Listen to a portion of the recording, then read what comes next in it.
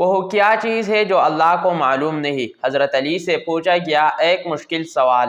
کافروں نے ایک سوال مسلمانوں کو شرمندہ کرنے کے لیے حاتم مدینہ بھیجا۔ یہ خط جب حضرت علی کے بارگاہ میں پہنچا تو آپ بھی حیران رہ گئے کیونکہ اس میں عجیب سوالات تھے، جیسا کہ وہ کون سی چیز ہے جو خدا کے علم میں بھی نہیں۔ بسم اللہ الرحمن الرحیم۔ ویسے تو ہر صحابی سے آپ صلی اللہ علیہ وآلہ وسلم کو پیار تھا، اور صحابی آپ صلی اللہ علیہ وآلہ وسلم کا جانثار ساتھی اور محبوب تھا، لیکن بعض ایسے خوش نصیب بھی ہیں جن سے آپ صلی اللہ علیہ وآلہ وسلم کو خاص تعلق اور محبت تھی۔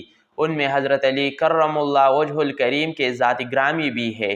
حضرت علی رضی اللہ تعالیٰ عنہ سے آپ صلی اللہ علیہ وآلہ وسلم کو جو تعلق خاطر تھا وہ بہت زیادہ تھا۔ آپ داماد رسول اللہ صلی اللہ علیہ وآلہ وسلم تھے، اور بے شمار مواقع پر رسول اکرم صلی اللہ علیہ وآلہ وسلم ذات گرامی سے منسوب ایسے کئی فرمودات روایت کی گئی ہے جن سے حضرت علی رضی اللہ تعالیٰ عنہ کی فضیلت معلوم ہوتی ہے۔ آپ صلی اللہ علیہ وآلہ وسلم کے ایک مشہور حدیث میں ہے کہ میں علم کا شہر ہوں اور علی اس کا دروازہ ہے۔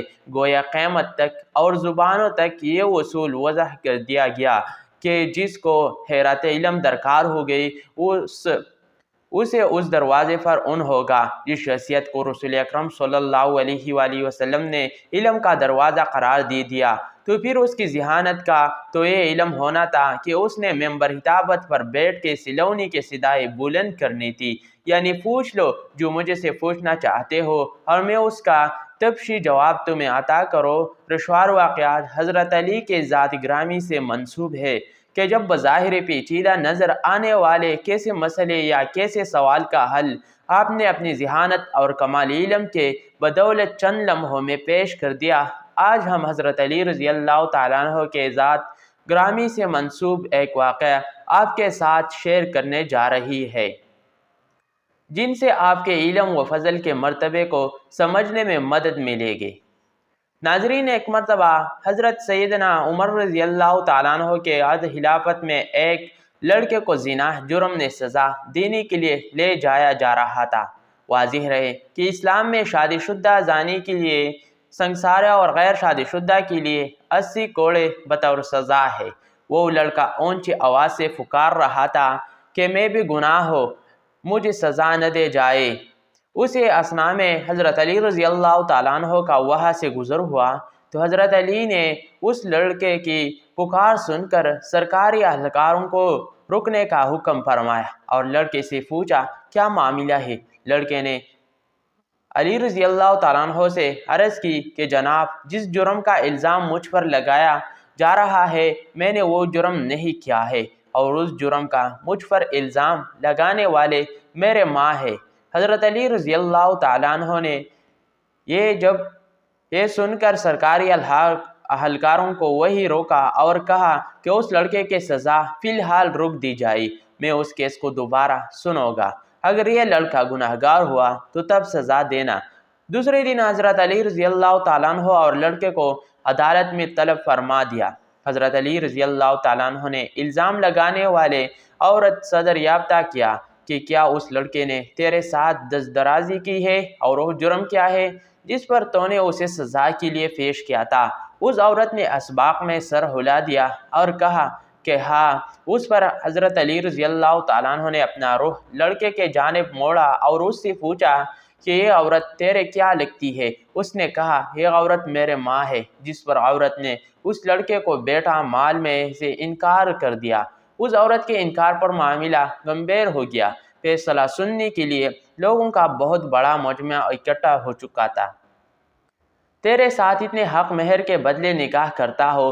تو عورت چیخ اٹھی کہ علی کیا کیسے بیٹے کا ماں کے ساتھ نکاح ہو سکتا ہے؟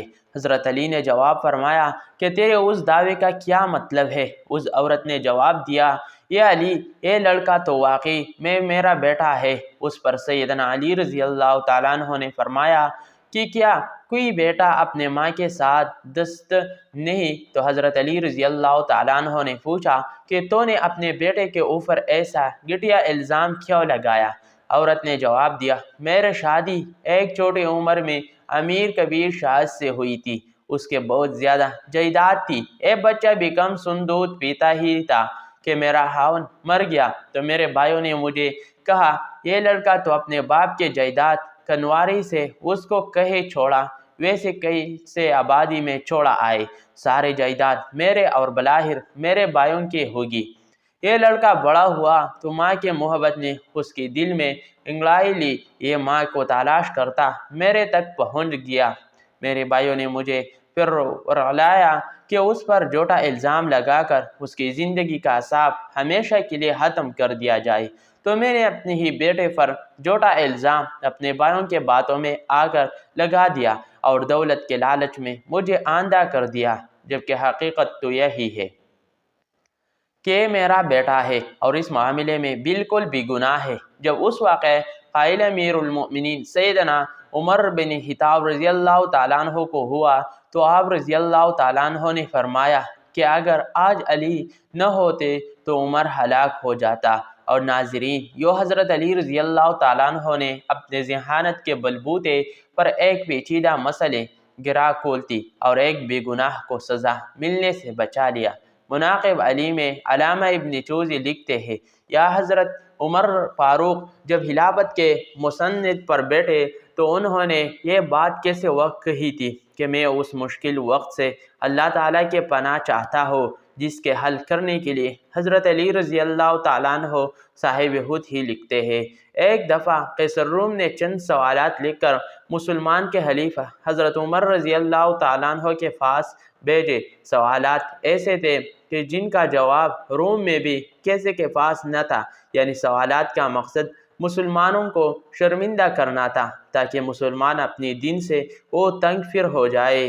چنانچہ مسجد نبوی میں عظیم صحابیوں کے محفل جمع ہوئی تھی۔ قیصر روم کا سدایہ ور خط پڑھنا شروع کیا۔ خط کی تحریر کچھ یوں تھی کہ بادشاہ روم نے لکھا تھا کہ یہ خط ہے بادشاہ روم قیصر بن الاسعر کا وقت کے خلیفہ حضرت عمر کے طرف کہ میں نے جو سوالات لکھی ہے مجھے ان سب کے جوابات بتا دیجیے۔ نمبر 1، وہ کون سی چیز ہے جس کو خدا نے تخلیق نہیں کیا؟ نمبر 2، وہ کون سی چیز ہے جو خدا کے علم میں نہیں؟ نمبر 3، وہ کون سی چیز ہے جو اللہ تعالیٰ کے پاس نہیں؟ وہ کون سی چیز ہے جس کے سب بال ہی بال ہے؟ وہ کون سی چیز ہے جس کا صرف منہ ہی منہ ہے؟ وہ کون سی چیز ہے جس کے صرف پاؤں ہی پاؤں ہے؟ اور وہ کون سی چیز ہے جس کے صرف آنکھیں ہی آنکھیں ہے؟ اور وہ کون سا بندہ ہے جس کا خاندان نہیں؟ اور وہ کون سی چیز ہے جو شکم مادر میں نہیں ہے؟ وہ کون سی بے جان چیز ہے جو سانس لے سکتی ہے؟ اور وہ کون سی بے جان چیز ہے جو سانس نہیں لے سکتی؟ ناقوس کے آواز کم معنی کیا ہے؟ وہ کون سی چیز ہے جس میں ایک مرتبہ پرواز کی؟ وہ کون سی چیز ہے جس پر صرف ایک بار سورج چمکا؟ وہ کون سا درخت ہے جس کے سائے کو تیز رفتار سوار 100 سال دوڑ کر بھی عبور نہیں کر سکتا؟ وہ کون سا درخت ہے جو دھوپ اور پانی کا محتاج نہیں؟ دنیا میں اس کی مثال کیا ہے؟ جنت کے برتن۔ جنت میں مختلف قسم کے کھانے ہوتے ہیں۔ جنتی لوگ ایک دوسرے سے ملتے ہیں۔ دنیا میں اس کی مثال کیسے طرح کی ہے؟ جنت کے سیب سے حوریں برآمد ہوں گی لیکن ان میں ذرا بر کمی واقع نہیں ہوگی۔ دنیا میں اس کی مثال کیا ہے؟ جنت کی چابیاں کیا ہے؟ حضرت عمر نے خط پڑھتے ہی فرمایا کہ اس کا جواب تو صرف برادر رسول رضی اللہ تعالیٰ عنہ حضرت علی رضی اللہ تعالیٰ عنہ نے لکھا۔ بسم اللہ الرحمن الرحیم۔ بابا تیرا خط وصول ہوا، میں اپنے رب اور اپنے پیارے پیغمبر حضرت مصطفیٰ صلی اللہ علیہ وآلہ وسلم کیسے آپ کو ان سوالوں کے جوابات دے رہا ہوں۔ وہ چیز جو مخلوق نہیں وہ خود خدا ہے کہ جس کو اللہ نے پیدا ہی نہیں کیا۔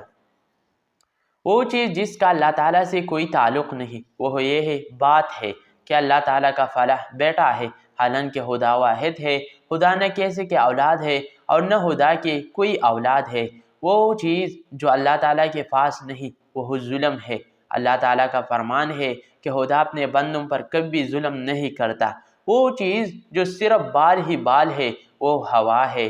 وہ چیز جس کا صرف منہ ہی منہ ہے وہ آگ ہے۔ اور وہ چیز جس کے صرف فاو ہے وہ فانی ہے، وہ چیز جس کے صرف آن کے ہے وہ سورج ہے، وہ شخص جس کا کوئی خاندان نہیں وہ صرف حضرت آدم علیہ السلام ہے، وہ چیز جو شکم مادر میں نہیں رہی۔ 5 یہ ہے، نمبر 1 حضرت آدم علیہ السلام، نمبر 2 حضرت حوا علیہ السلام، نمبر 3 حضرت اسماعیل علیہ السلام کے قربانی کا دمبا، نمبر 4 حضرت موسیٰ علیہ السلام کا عصا، اور نمبر 5 حضرت صالح علیہ السلام کے اونٹنی۔ وہ بے جان چیز جو سانس لیتی ہے وہ صبح ہے، لا کو اس کے آواز کے معنی یہ ہے حق ہے، چہرو خدا عادل ہے اور وہ سچا ہے۔ کوہ طور پر پرندہ جس نے ایک مرتبہ پرواز کی تھی، دریائے نیل کے سرزمین پر سورج ایک بار چمکا ہے، جس جگہ پر حضرت موسیٰ علیہ السلام نے اپنا سا مبارک مار کر راستہ بنایا تھا، وہ درخت جس کو میں اگر تیز رفتار کے ساتھ بھی چلو تو 100 سال تک بھی پار نہیں کر سکتا، وہ شجر توبہ کا در ہے جس کے شاخ جنت کے ہر محل میں جاتی ہے۔ دنیا میں اس کے مثال سورج ہے کہ جس کے گردن ہر گھر میں پہنچتی ہے اور تمام زمین اس کے روشنی سے روشن ہو جاتی ہے۔ وہ درخت جو پانی کے بغیر اگایا گیا تھا، وہ درخت جو حضرت یونس علیہ السلام کے لیے اگایا گیا تھا۔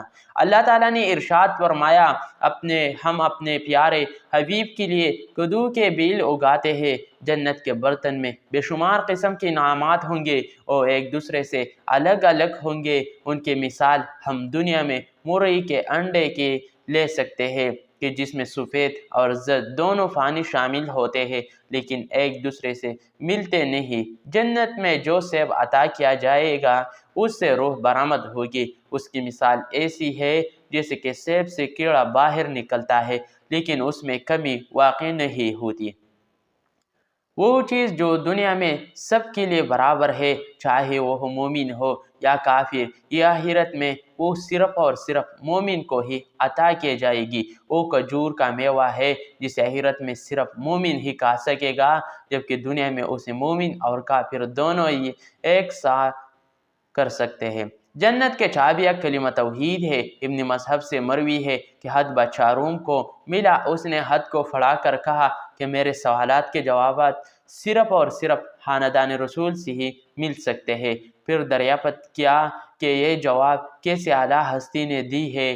ایل جی نے جواب دیا کہ ان سوالات کے جواب مولانا علی ابن ابی طالب رضی اللہ تعالیٰ عنہ، جس کو حضرت محمد صلی اللہ علیہ وآلہ وسلم نے علم کا دروازہ کہا ہے، اس شخص اللہ تعالیٰ کو خط لکھا کہ مجھے آپ کا رسال کیا ہوا، خط مل گیا ہے، وہ بڑھ کر مجھے یقین ہو گیا ہے کہ آپ اہل بیت ہے اور رسالت کا قیمتی خزانہ ہے، آپ ہی حقیقی شجاعت اور علم کے وارث ہے۔ کیسن روم نے اپنے دوسرے خط میں لکھا ہے کہ میری یہ خواہش ہے کہ آپ مجھے مذہب اور دین کے مزید معلومات بھیجیں، میں خاص طور پر روح کی وضاحت چاہتا ہوں جس کا ذکر خدا تعالیٰ نے اپنے کتاب قرآن مجید میں کیا ہے۔ اے نبی، لوگ روح کے بارے میں تجھ سے پوچھتے ہیں، تم انہیں بتا دو کہ روح میرے پروردگار کا امر ہے۔ یہ روح کیا چیز ہے؟ مولانا علی رضی اللہ تعالیٰ عنہ جواب خط میں ہی لکھا کہ ماں باپ روح ایک نورانی نقطہ ہے اور ایک غیر مرغی مخلوق جس کو اللہ نے اپنے قدر کاملہ سے پیدا فرمایا ہے اور اپنے خاص خزانے سے نکال کر اپنے ملکیت میں رکھا ہوا ہے، اور یہی روح ہی اصل میں ہر چیز کا سبب زندگی ہے، اور ہر روح جاندار کے پاس ایک وقت مقرر تک امانت ہے۔ جب اس کی مدت مکمل ہو جاتی ہے تو خدا اسے واپس اپنے پاس بلا لیتا ہے۔ اللہ پاک ہمیں بہتر عمل کرنے کی توفیق عطا فرمائے اور ہمیں ایمان کے دولت سے مالا مال کرے، آمین۔ ناظرین، کمنٹ باکس میں اللہ تعالیٰ کے 99 مبارک ناموں میں سے ایک نام ضرور ٹائپ کریں۔ ویڈیو دیکھنے کے لیے بہت